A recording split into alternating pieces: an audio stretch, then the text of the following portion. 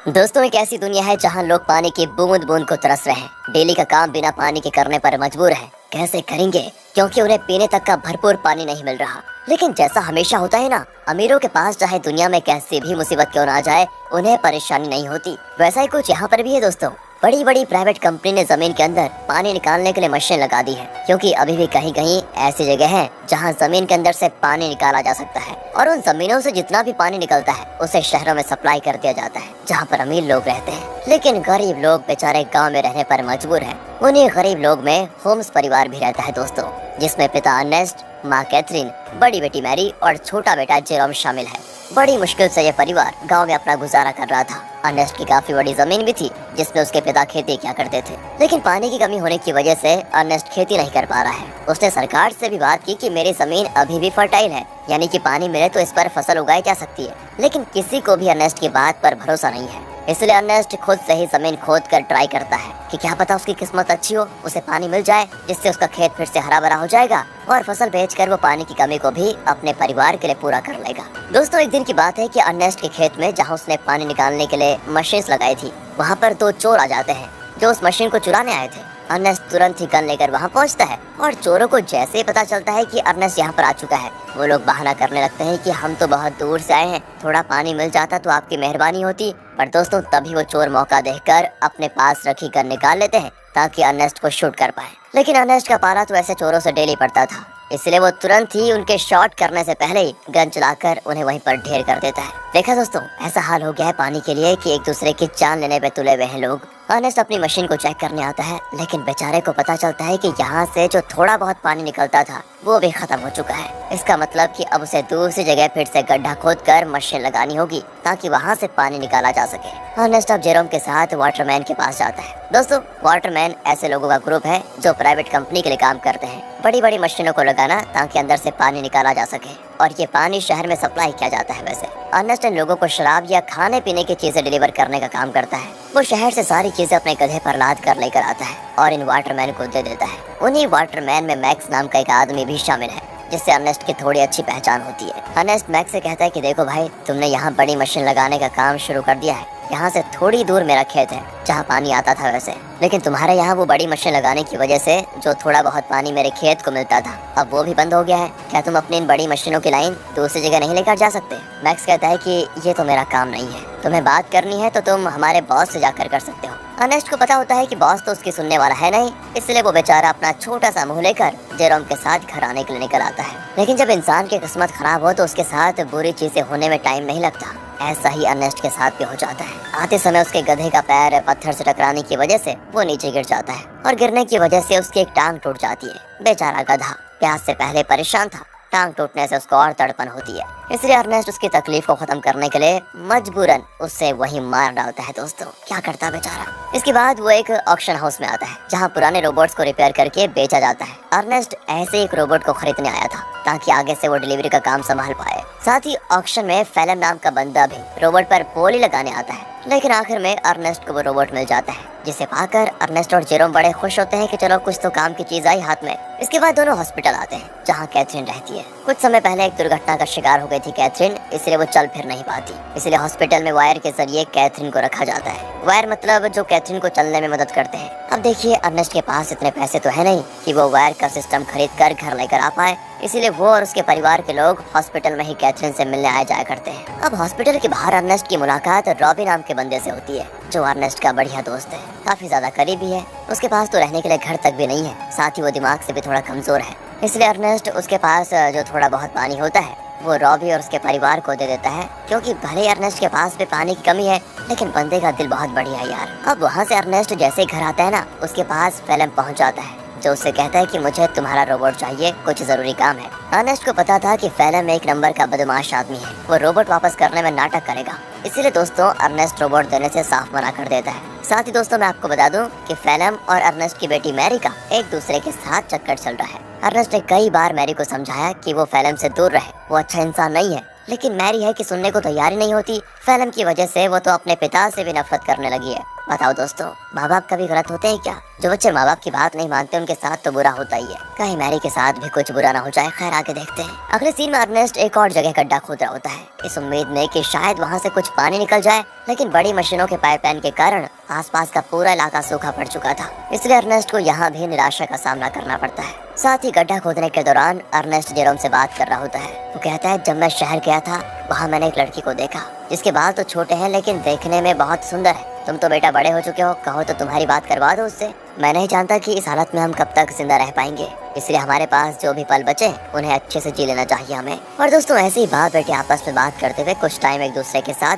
बढ़िया तरीके से बिताते हैं। इसके बाद अर्नेस्ट जैसे ही घर आता है, मैरी उससे कहती है, मुझे पैसे चाहिए पापा, मैं फैलम के साथ जा रही हूँ, मुझे यहाँ पर बहुत घुटन हो रही है। अर्नेस्ट कहता है, घुटन हो रही है? मैंने बचपन से तुम्हें पाल पोस के बड़ा किया, सब कुछ देने की कोशिश की तुम्हें, और फिर भी तुम ऐसी बातें कर रही हो? मैरी तो ऊपर से जवाब देती है, कहती है, हम यहाँ पर जी नहीं रहे, सरवाइव कर रहे हैं और मुझे ऐसी जिंदगी चाहिए ही नहीं। अर्नेस्ट के लाख समझाने पर भी जब मैरी नहीं मानती तो अर्नेस्ट मैरी को कमरे में बंद करके खिड़कियों पर कीड़े लगा देता है ताकि वो फैलम से मिल ना पाए। अब अर्नेस्ट जैसे सप्लाईज लेने के लिए शहर जाने वाला होता है, तभी उसको पता चलता है कि रोबोट गायब है। ये देखकर उसकी हालत खराब, वो परेशान हो जाता है। वो समझ चुका था कि ये काम तो फैलम के अलावा कोई दूसरा कर नहीं सकता। वो वहाँ से तुरंत वाटरमैन के पास आता है ताकि उनसे पूछ सके कि क्या फैलम यहाँ पर आया था कि नहीं। पर वहाँ पर आते ही मैक्स और बाकी वाटरमैन मिलकर अर्नेस्ट पर धावा बोल देते हैं दोस्तों, और जमकर उसकी पिटाई करने लगते हैं। उनका कहना होता है कि तुमने हमारी सप्लाई चुराई, जो हमारी मेहनत की कमाई थी, जिसे तुमने शायद कहीं और बेच दिया होगा। अर्नेस्ट कहते हैं, अरे ये क्या कह रहे हो तुम? मैं खुद यहाँ तुमसे पूछने आया था कि क्या फैलम मेरा रोबोट लेकर यहाँ आया था या नहीं, लेकिन उल्टा तुम लोग मुझे ही मार रहे हो।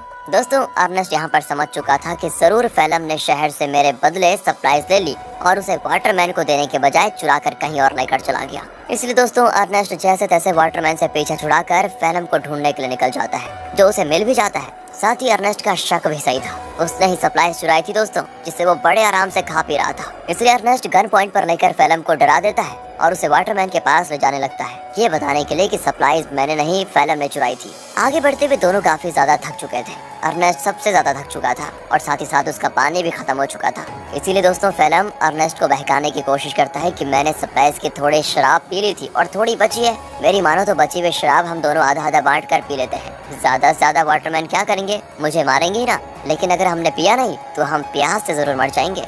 इस पर अर्नेस्ट मान जाता है, लेकिन जैसे ही वो फैलम को रस्सियों से आजाद करता है, फैलम उस पर ही हमला कर देता है। बेचारा अर्नेस्ट पहले से ही थका हुआ था और मार खाने की वजह से उसका काफी ज्यादा खून बहने लगता है। इसके बाद तो फैलम जबरदस्ती बाकी सारी शराब अर्नेस्ट के मुंह में डाल देता है, ताकि जब वाटरमैन उसे देखे तो उन्हें यकीन हो जाए कि अर्नेस्ट ने ही सप्लाई चुराई थी और उसी ने उनकी शराब पी ली। इतना ही नहीं दोस्तों, फैलम अर्नेस्ट को मार मार कर रोबोट के साथ ही रस्सी से उसको बांध देता है, ताकि दुनिया को लगे कि रोबोट ने आउट ऑफ कंट्रोल होकर अर्नेस्ट पर हमला कर दिया, जिससे उसकी जान चली गई। और होता भी ऐसा ही है, बेचारा अर्नेस्ट मारा जाता है दोस्तों। और सभी लोगों को लग रहा था कि रोबोट ने अर्नेस्ट की जान ली। दोस्तों हमेशा अच्छे लोगों के साथ बुरा ही क्यों होता है यार। अगले सीन में जेरोम अपने पिता को खोने के बाद बहुत उदास बैठा होता है। वो सारा गुस्सा रोबोट पर उतार कर उसे तोड़ने की कोशिश कर रहा होता है, क्योंकि अभी तो उसने ये मान लिया है कि रोबोट ने ही उसके पिता की जान ली। लेकिन हम सब जानते हैं कि सच्चाई क्या है। तब वहाँ पर फैलम आकर जेरोम से कहता है, रोबोट को तोड़कर क्या मिलेगा, ये आगे चलकर हमारे ही काम आएगा, इसलिए इसको तोड़ो मत और तुम चिंता मत करो, मैं हूँ ना, मैं तुम्हारे परिवार को संभाल लूंगा, तुम्हारे और मैरी का अच्छे से ख्याल भी रखूंगा। बताओ दोस्तों, कातिल मसीहा बनने की कोशिश कर रहा है। अगले सीन में दिखाते हैं कि फैलम मैक्स के पास आकर कहता है, मुझे पानी की एक पाइपलाइन चाहिए ताकि उसकी मदद से मैं अर्नेस्ट की जमीन पर खेती कर सकूं। मैक्स कहता है, मैं क्या तुम्हारा कोई नौकर हूँ, जो तुम कहोगे और मैं कर दूंगा। तो फैलम उससे कहता है कि अच्छा, तुम्हें मानना पड़ेगा दोस्त, मानना पड़ेगा। वो दोस्तों उसका चाकू दिखाते हुए कहता है, ये चाकू तो याद है ना तुम्हें, उस दिन जब सप्लाईज लेकर तुम लोगों ने अर्नेस्ट पर हमला किया था, तब ये चाकू अर्नेस्ट ने तुमसे ले लिया था और मुझे ये चाकू उसकी बॉडी के पास मिला जिसमें तुम्हारा नाम लिखा हुआ है। सभी जानते हैं कि मरने से एक रात पहले सरप्राइज लेकर तुम्हारी और उसकी लड़ाई हुई थी। तो मैं क्या सोच रहा था कि मैं जाकर सभी को ये बात बता देता हूँ कि लड़ाई के दौरान तो मैक्स अर्नेस्ट को नहीं मार पाया, लेकिन अगले दिन जब उसे मौका मिला तो उसने अर्नेस्ट को मार दिया और आरोप डाल दिया रोबोट पर। ये सुनकर मैक्स घबरा जाता है और फैलम की बात मानते हुए कंपनी से छुपाकर एक सीक्रेट पाइपलाइन अर्नेस्ट के खेत में चालू करवा देता है, जिससे दोस्तों खेत को पानी मिलना शुरू हो जाता है। सभी बड़े खुश होते हैं कि यहाँ पर फिर से खेती हो सकेगी। फैलम दोस्तों डेली हल जोतता है ताकि फसल उगा पाए। देखते देखते उसकी मेहनत रंग ला जाती है और खेती में चारों तरफ फसल उगने लग जाती है, जिसे देखकर जेरोम और बाकी सभी बड़े खुश होते हैं। साथ ही फैलम और मैरी रिलेशनशिप में भी थे, जिस वजह से मैरी प्रेग्नेंट हो चुकी थी, इसलिए उन दोनों की शादी करवा दी जाती है। शादी से फैलम बड़ा खुश था लेकिन अंदर ही अंदर उसे ये भी याद आ रहा था कि ये सब अर्नेस्ट का था जो उससे मैंने छीन लिया। आज वो जिंदा होता तो ना ही मैरी से उसकी शादी होती और ना ही ये खेत उसे मिलता। अर्नेस्ट के मरने के बाद फेलम ने उसकी सारी चीजों को दोस्तों अपना लिया होता है, लेकिन ये इंसान यहाँ पर भी नहीं रुकेगा। अभी आप इसके पाप देखिए कितना करता है ये। अगले सीन में बैंक से कुछ कर्मचारी आते हैं जो फेलम के पैरों तले जमीन खिसका देने वाली बात बताते हैं कि जमीन पर तुम्हारी फसल होगी है। उस जमीन को अर्नेस्ट ने गिरवी रखा था, वो तो मर गया, इसलिए अब ये जमीन बैंक की होती है और इसमें जो फसल होगी है वो भी बैंक के पास ही जाएगी। फेलम कहता है नहीं, ऐसा नहीं हो सकता, ये बात तुम्हें पहले बतानी चाहिए थी जब यहाँ पर फसल नहीं उगी थी उस समय, और अगर तुम पहले बता देते तो मैं कोई दूसरी जमीन देख लेता। लेकिन दोस्तों बैंक वाले नहीं मानते, वो कहते हैं कि 1 हफ्ते के अंदर अगर पैसे नहीं मिले तो इस जमीन को तुम भूल जाना। इतना कहने के बाद वो चले जाते हैं। फेलम तो परेशान हो चुका था कि अर्नेस्ट ने तो मुझे बेवकूफ बना दिया, बेकारी कहेगा, जमीन तक गिरवी रखी है, बताओ अब पैसों का बंदोबस्त कैसे कर पाऊंगा। बताओ दोस्तों, ये तो वही बात हो गई, उल्टा चोर कोतवाल को डांटे। खैर अब फेलम जेरोम से कहकर रोबोट ले जाने लग जाता है। वो कहता है मैं रोबोट को बेचने जा रहा हूँ ताकि इससे मिले पैसों से बैंक वालों का उधार चुका पाऊँ। लेकिन दोस्तों फेलम शरीफ आदमी नहीं था, वो रॉबी के पास आता है, वही रॉबी दोस्तों जो काफी ज्यादा करीब है, और वो उसे बहाने से साथ में ले जाता है कि मेरे साथ चलो, मैं तुम्हारे लिए पानी वगैरह का बंदोबस्त करता हूँ। इसलिए बेचारा रॉबी अपने बच्चे को लिए फेलम के साथ चला जाता है। लेकिन मैंने कहा था ना दोस्तों, फेलम के पापों का घड़ा भरा नहीं है। वो धोखे से बेचारे रॉबी के बच्चे को बेच देता है, जिनसे मिले पैसों को वो बैंक वालों को दे देगा। अब इसकी खबर जैसे रॉबी को लगती है, वो फेलम से झगड़ा करने की कोशिश करता है, लेकिन जहाँ पर फेलम ने बच्चे को बेचा था वहाँ झगड़ा वगैरह करने का रूल नहीं होता।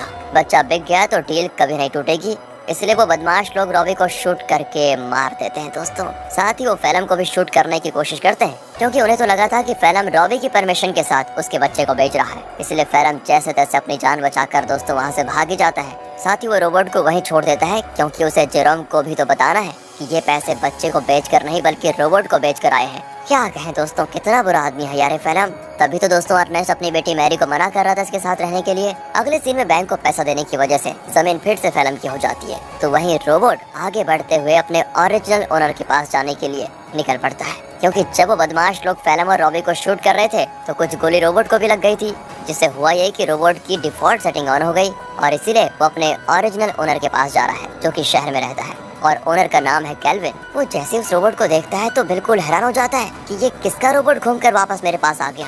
उस रोबोट पर दोस्तों अर्नेस्ट का नाम लिखा हुआ था, इसलिए कैल्विन रेडियो के जरिए अर्नेस्ट से संपर्क करने की कोशिश करता है ताकि वो आगे आए और अपने रोबोट को वापस लेकर जाए। जेरोम तो जैसे ही रेडियो को ऑन करता है तो बिल्कुल हैरान हो जाता है कि फेलम ने तो कहा था कि उसने रोबोट को बेच दिया, अब ये कैल्विन बता रहा है कि रोबोट उसके पास है। इसलिए दोस्तों वो डिसाइड करता है कि अगर कैल्विन रोबोट वापस देना चाहता है तो कोई नहीं, ये तो बहुत अच्छी बात है, मैं जाकर उसको ले लेता हूँ। अगले सीन में जेरोम को रॉबी की पत्नी दिखाई देती है, जो रॉबी और उसके बच्चे के वापस न आने पर सदमे में जा चुकी थी। वो एक गुड़िया लेकर रॉबी और अपने बच्चे के आने का इंतजार करती है। सच में दोस्तों बेचारी के साथ बहुत बुरा हुआ ना। एंड इस चीज को देखकर जेरोम को लगता है कि जरूर कुछ तो बात है जो फेलम छुपा रहा है। जिसके बाद वो शहर के बॉर्डर पर आता है, लेकिन 18 साल से कम होने की वजह से गार्ड्स उसे शहर में जाने नहीं देते। तब वहाँ पर एक लड़की आती है जिसका नाम अना है। वो जेरोम से कहती है मेरे पास आ जाओ, मैं तुम्हें शहर भिजवा सकती हूँ, वो भी बहुत कम पैसों में। जेरोम जैसे ही अना को देखता है तो बिल्कुल हक्का बक्का हो जाता है, क्योंकि वो हूबहू वैसी होती है जैसा कि अर्नेस्ट ने उसे छोटे बालों वाली उस लड़की के बारे में बताया था। याद है ना दोस्तों, जब अर्नेस्ट जेरोम से कह रहा था कि तुम्हारी शादी कर लेते हैं, उससे बात कर लेते हैं तुम्हारी, तो दोस्तों जेरोम उससे फिर अर्नेस्ट के बारे में पूछता है, लेकिन वो तो जानती ही नहीं अर्नेस्ट को। जेरोम भी आगे कुछ नहीं कहता और इसके बाद वो जेरोम को शहर तक जाने वाले सामान की गाड़ी में छुपा कर बैठा देती है और उसकी मदद से जेरोम शहर पहुंच जाता है। अब शहर आने के बाद जेरोम कैल्विन से मिलता है, जो उसे उसका रोबोट वापस कर देता है। रोबोट को जो गोलियां लगी थी कैल्विन ने उसे भी रिपेयर कर दिया था, साथ ही उसने रोबोट की सेटिंग भी सही कर दी थी। तब जेरोम जैसे ही रोबोट को ध्यान से देखता है तो पता चलता है कि इसमें तो कैमरा लगा हुआ है जो कि लेजर बीम की मदद से वीडियो रिकॉर्ड करता है। वीडियो साफ रिकॉर्ड तो नहीं होता, लेकिन इतनी क्लियर जरूर होती है कि उसे देखा जा सके। और तब उन वीडियोस में जेरोम को उसके अर्नेस्ट के साथ बिताए वे पल दिखाई देते हैं जिन्हें रोबोट ने रिकॉर्ड कर लिया था। उन्हीं वीडियो में दोस्तों वो वीडियो भी होती है जब फेलम अर्नेस्ट को मार रहा था और रस्सी से बांधकर उसे रोबोट के साथ जोड़ दिया था। इस चीज को देखकर जेरोम को एकदम से सदमा लगता है। उसे सच्चाई का पता चल चुका था कि उसके पिता का मरना कोई एक्सीडेंट नहीं था, बल्कि फेलम की सोची समझी साजिश थी। इसलिए वो रोबोट को लेकर वापस घर आ जाता है और आते ही फेलम को ये नहीं बताता कि उसको सब कुछ पता चल गया है, क्योंकि अगर मैरी को मालूम पड़ा कि ये सब फेलम ने किया तो वो तो सदमा बर्दाश्त नहीं कर पाएगी। ऊपर से वो प्रेग्नेंट भी है। इसीलिए जेरोम एक प्लान बनाता है। वो फेलम से कहता है कि मैंने रेडियो पर सुना कि रॉबी तुम्हें बुला रहा है। अब ये सुनकर फेलम परेशान कि रॉबी तो मर चुका है, ये कौन सा रॉबी बुला रहा है। इसलिए वो कहता है कि शायद वो कोई दूसरा फेलम होगा जिसके लिए वो रॉबी बोल रहा है। अब प्लान फेल होता देखकर जेरोम एक लेटर लिखता है फेलम को, ताकि फेलम को ऐसा लगे कि ये लेटर रॉबी ने भेजा है और वो उसे उसी जगह पर बुला रहा है जहाँ पर अर्नेस्ट मरा था। लेटर देखकर फेलम समझ चुका था कि कुछ तो गड़बड़ी है, मुझे वहाँ पर जाकर देखना ही पड़ेगा। इसीलिए वो उसी जगह पर जाता है जहाँ पर उसने अर्नेस्ट को मारा था। आगे बढ़ते हुए उसे जमीन पर बना हुआ गड्ढा दिखाई नहीं देता और गलती से वो उसे गड्ढे में गिर जाता है, जहाँ गिरने से उसका पैर टूट चुका था और वो मदद के लिए चिल्ला रहा होता है। तब वहाँ पर जेरोम गन लेकर आता है। उसे इतने गुस्से में देखकर फेलम समझ जाता है कि जेरोम को सब कुछ पता चल चुका है और ये सारा प्लान जेरोम का ही था। तो फेलम जेरोम को बहलाते हुए कहता है, देखो जो हुआ मैं उसके लिए शर्मिंदा हूँ, मुझे माफ कर दो, लेकिन देखो मैंने मैरी और तुम्हारे कितना अच्छे से ख्याल रखा। अगर मुझे कुछ हुआ तो मैरी ये सदमा बर्दाश्त नहीं कर पाएगी, इसलिए मुझे जाने दो। लेकिन जेरोम उसकी एक नहीं सुनता और सीधे फेलम को शूट करके मार डालता है। इसके बाद वो रोबोट की मेमोरी भी रेस कर देता है ताकि कभी मैरी ये सब कुछ देख ही ना पाए। वो नहीं चाहता कि मैरी कभी कुछ इसका सच जाने। कुछ दिन गुजर चुके थे। फेलम के घर न आने पर मैरी बहुत परेशान होती है। जेरोम कहता है कि वो अच्छा इंसान कभी था ही नहीं, तुम्हें छोड़कर वो भाग गया। और ये सुनकर मैरी एकदम उदास हो जाती है और अपने दिल से फेलम के लिए प्यार खत्म कर देती है। दोस्तों, उल्टा वो उससे नफरत करने लगती है। जेरोम ने बड़ी शांति से अपना बदला ले लिया। इसके बाद जेरोम और मैरी घर चलाना शुरू करते हैं, क्योंकि खेत उन्हें मिल चुका था। उन्हीं फसल को बेचकर वो पैसे जमा करेंगे ताकि अपनी माँ को हॉस्पिटल से घर लेकर आए। और इसी मिक्स फीलिंग के साथ दोस्तों ये मूवी यहाँ पर खत्म होती है। बाकी अगर आपको वीडियो अच्छी लगी हो, एक्सप्लेनेशन अच्छा लगा हो तो लाइक कीजिए, चैनल